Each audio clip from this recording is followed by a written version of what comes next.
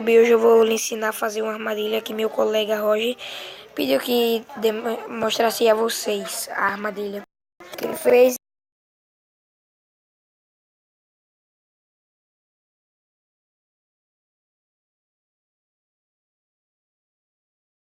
Nós, esteve e animais também.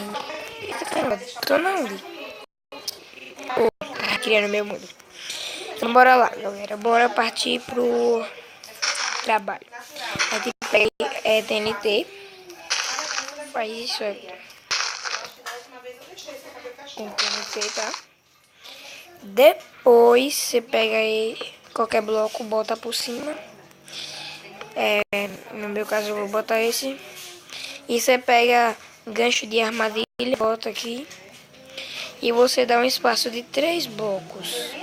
Mais ou menos. O espaço de 3 blocos. Galera, tem que ser 3 blocos, tá? Tá com fome? Aí a gente espera aí, pega aqui, bota aí, ó. Aí pega aqui, bota aqui. E bota a linha. Pega a linha de... Como é que é muito doido isso?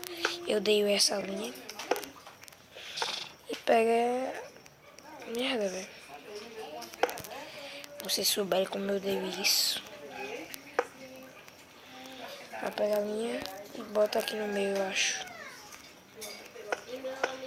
Pega essa desgraça, pega. Eu fiz errado, tem que acrescentar mais um, espera aí, Vitor. Pronto, galera, consertei. O espaço tem que ser de 1, 2, 3 blocos. O espaço e você pega a linha e bota aqui. Aí ele logo vai ficar armado. Pronto, a gente já terminou. Aí agora a gente vai testar. A gente pega o... Pegar qualquer bicho, pode pegar jaguatirica e coelho. Vou pegar o coelho para testar. Pronto, a gente pega o coelho, ele vai passar na linha, ó.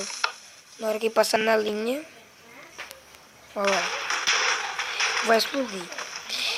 Então, galera, se você gostou do vídeo, por favor, aí curta e comente aí, tá? Por favor, no meu vídeo aí, no meu canal Vinícius Santos, curta aí, valeu, tchau.